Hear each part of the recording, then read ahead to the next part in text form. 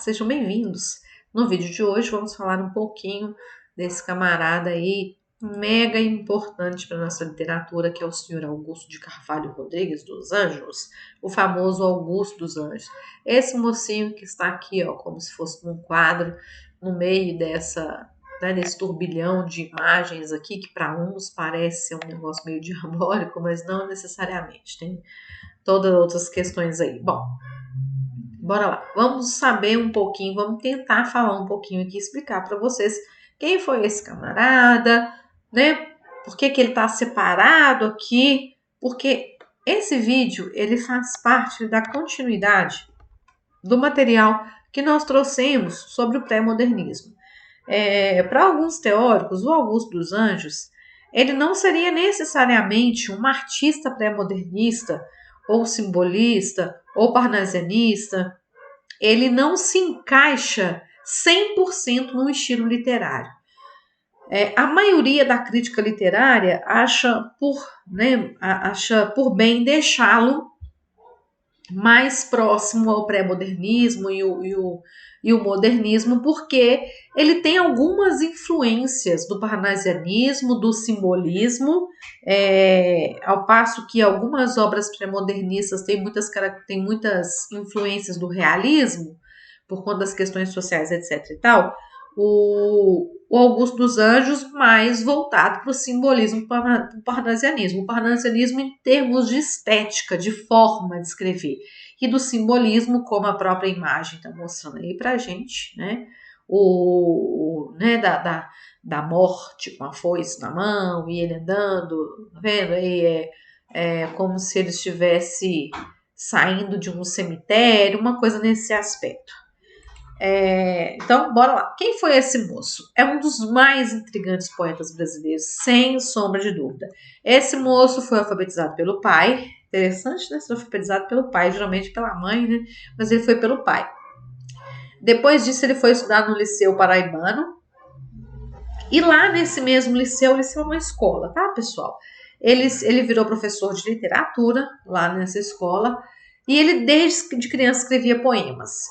E a temática dos poemas do Augusto dos Anjos são bem específicas. Eram temáticas voltadas para a angústia, né, do homem, a morbidez desse homem, porque é um homem que se sente incapaz, se sente, como que eu vou dizer para vocês, não é inútil, sabe? Mas é tipo assim, nossa, eu não tenho o que fazer em relação ao meu destino. Qual que é o destino, qual que é o único destino certo que todos os seres humanos têm? A morte. Então, diante da morte, todos somos incapazes, não tem o que fazer, não tem como fugir dela.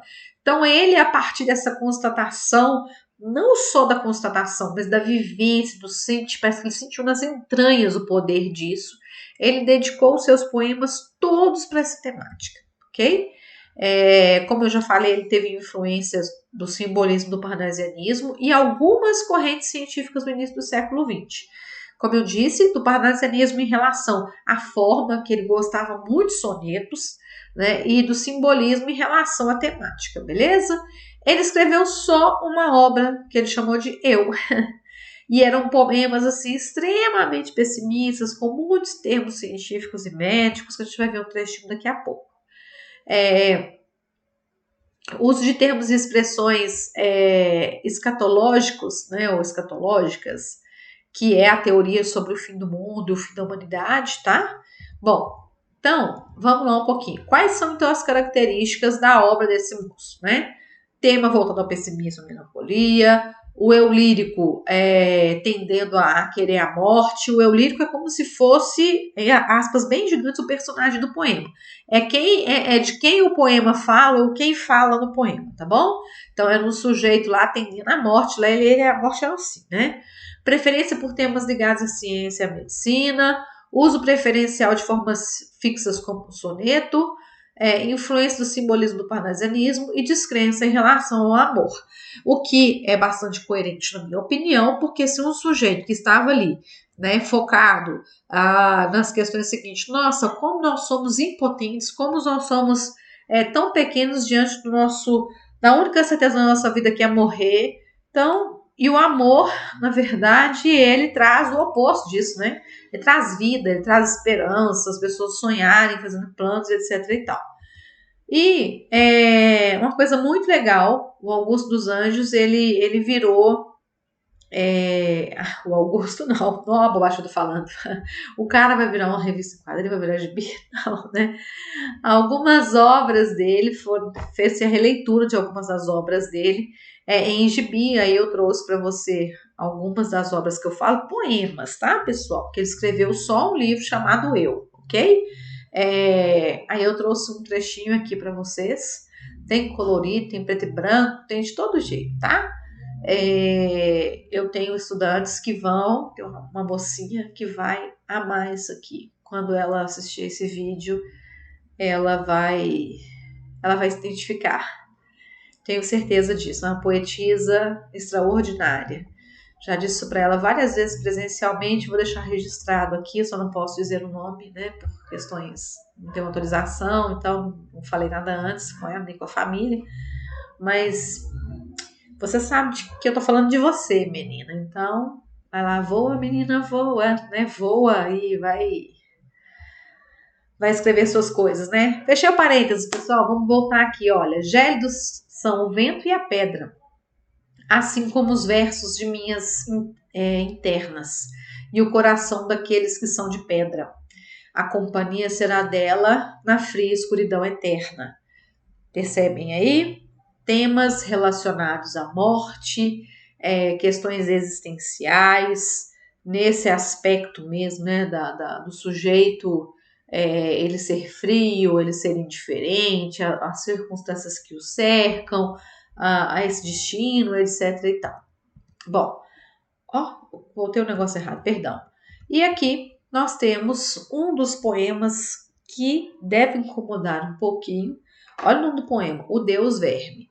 Então, esse é o poema do Augusto dos Anjos. Olha, deixa eu só colocar ele todinho aqui pra gente. Espera aí só um pouquinho. Bom, Fator Deus Verme é o título do poema. Fator universal do transformismo, filho da teológica matéria, na superabundância ou na miséria. Verme é o seu nome obscuro de batismo.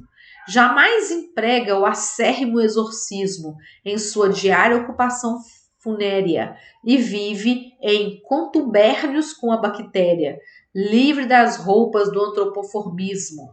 Almoça a podridão das drupas agras, janta hidrópicos, rói vísceras magras e dos defuntos novos incha a mão.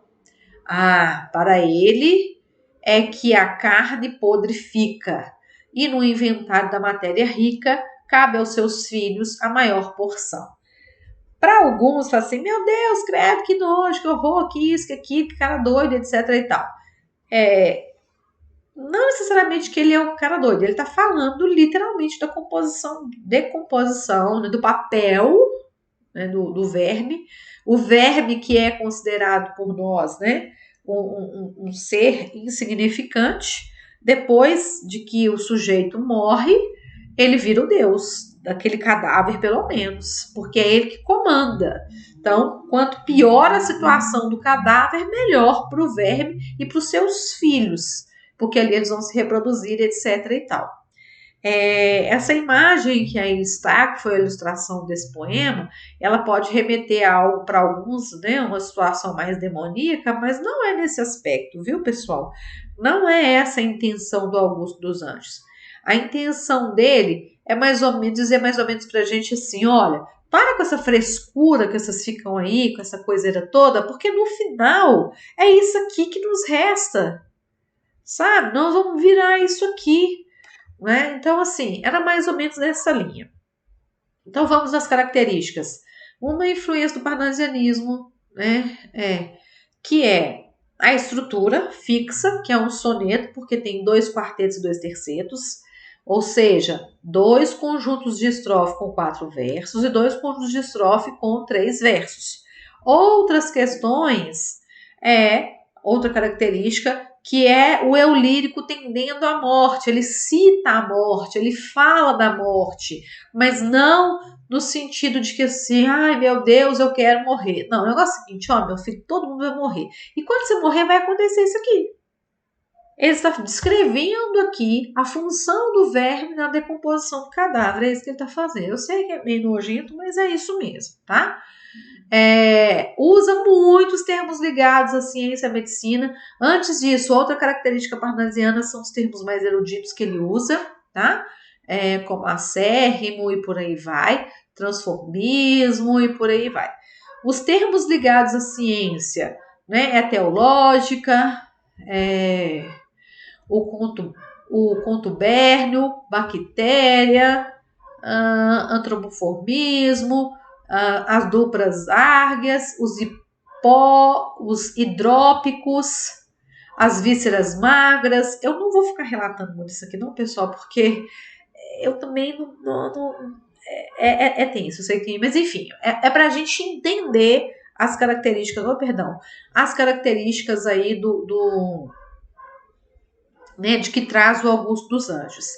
E a característica simbolista dele aí é essa referência aos símbolos, né? O verme, ele é metaforicamente...